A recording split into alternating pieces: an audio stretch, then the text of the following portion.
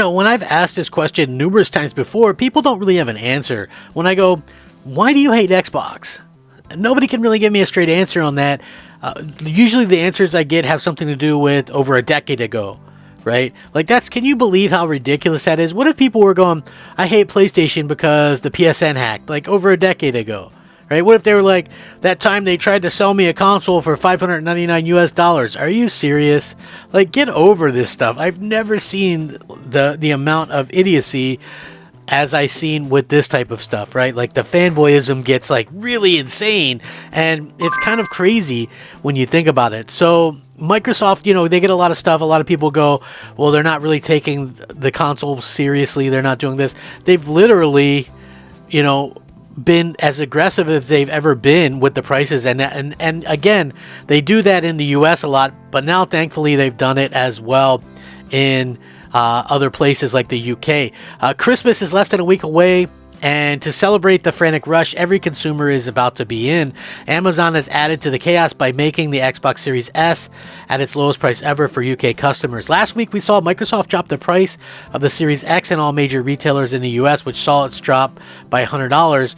Not one to be left behind, it seems as though the deal is headed across the pond to the UK, where the Series S is currently being sold for £186 on Amazon. Additionally, you can grab the Series S Starter Bundle, which comes with 3 months of Game Pass Ultimate for just £190 as well. If you're looking for something a little more powerful, Amazon is offering the Series X Standard Edition for £342, the Diablo Bundle for $367 as well. The Forza 5 Bundle, $379. These are obviously perfect gifts for gamers in your life. But again, I just kind of want to point out that this is great that Microsoft is offering this in multiple spots right now. They're in a really good position to kind of do that, in addition to being in a great spot for lowering the price of the console. Clearly, we're also seeing a situation where Game Pass is picking up way more than it used to. Now, so you might go, well, why is Game Pass important, or why do people care about this? Game Pass, how many games do you think Game Pass released that are day one releases, right, into Game Pass? I'm talking about the second they release, they release on Game Pass, right? Day one, day and date Game Pass games. Believe it or not, it's crazy. 50 games on day one Game Pass, offering a wide range of titles to subscribers. The subscription gaming service is a great value for everybody, as well as subscribers for Game Pass can get unexpected perks as well, such as early access to highly anticipated games like Starfield or whatever. So Game Pass launched 50 games on day one in 2023, an impressive number that reveals one of the main appeals to subscribing to the service. Microsoft's subscription gaming service is known to be a great value, of course, particularly for non-casual gamers, with new titles regularly being added to Game Pass to replace those that are inevitably removed. And even people who only play occasionally can find justification in subscribing to the recently launched Xbox Game Pass Core, which offers a catalog of 25 games to choose from for only $9.99 a month. Though the different tiers may initially seem a little confusing for newcomers, it's fairly easy to figure out how Game Pass works. First, potential users need to decide what they play predominantly on.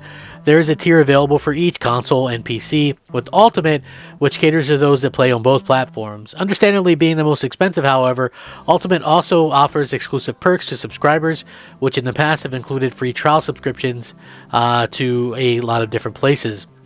One of the more exciting and enticing aspects of Game Pass, however, is the many titles that launch on the subscription service and are therefore available to play right away for a relatively small monthly fee. In 2023, 149 titles were added to Game Pass, and a third of those were playable on day one. Many of the 50 games that launched on the service have been high-profile and even award-winning games like Hi-Fi Rush, Sea of Stars, Cocoon, Starfield, Forza Motorsport. So yeah, being a subscriber to Game Pass comes with some unexpected perks at various times as well. Prior to its release, gamers who bought the Starfield Premium Edition or upgrade received 5 days of early access, getting to enjoy the game from August 31st rather than its official launch date of September 6th. However, because Starfield was also releasing as a day one title on Game Pass, subscribers could simply purchase the Premium Edition upgrade for around 30 bones and play the game early. For many players, it was an incredible bonus, considering how highly anticipated Bethesda's sci-fi RPG was. Though some players have expressed dissatisfaction with the subscription service, mainly due to the large number of indie games in a catalog or generally lack of titles that interest them personally, which that's usually like a fanboy argument, because I always look at Game Pass as something that can appeal to people that maybe was something that they weren't interested in to begin with. But, I guess we'll see. Given the number of active users, it seems like most gamers appreciate what is being offered, and 5 more games, Open Roads, Lightyear Frontier, Botany, Manor, Flock, and SOPA, already confirmed to be coming to Game Pass Day 1 in 2024. There's undoubtedly be more announced as the year progresses. We already know Avowed. We also know Hellblade 2, Towerborn. These are going to all be Day 1 Game Pass games, which really is pretty incredible if you think about it. So, again, not all the games are going to be like these big AAA games or whatever, but when you do look at sort of kind of what's happening there, I think it's crazy the amount of value that we're getting, because some of this stuff like MLB The Show 23, just looking at this list, you can see Wolong on there, Atomic Heart, Hi-Fi Rush, let's see, Ravenlock, which was pretty good, Planet of Lana, Starfield, Sea of Stars, Texas Chainsaw Massacre, Quake 2 Remake, Lies of P was a brand new one, Party Animals, Forza Motorsport, City Skylines 2, let's see, what else do we have here, RoboQuest, lots of other things in here launching Day 1, which I thought was pretty interesting. Everspace 2, Minecraft Legends, let's see, Benedict Fox. Like I said, this is just a pretty comprehensive list. Exo Primal, which was that brand new game as well that kind of launched in there. And some nice stuff to see, in my opinion, and I think that's really what that Persona game launched in there as well. So yeah, nice to see that happen. Nice to see everybody kind of on board with Game Pass, and they think that it's a pretty good deal or whatever. Like personally, I feel like Microsoft is doing a good job being aggressive for Xbox and Game Pass. Like these are things that you have to kind of be aggressive with, and it is nice to see them now. In terms of, are they going to be able to continue to do this stuff? I think obviously, they have a plan, and you have to be able to offer a fairly good amount of not only,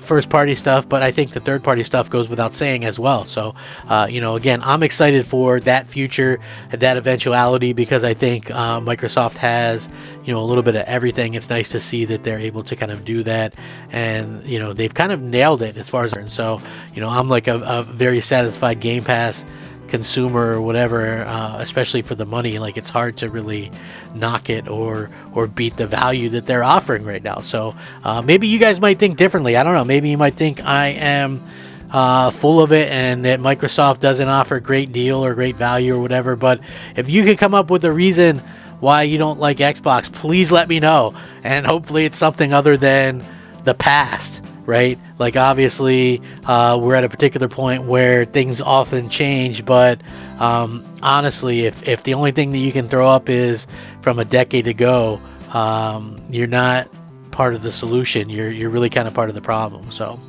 with that being said, thanks for watching. Rack 'em up. I'm Crap Gamer. This is Crap Gamer Reviews. Crap Gamer out.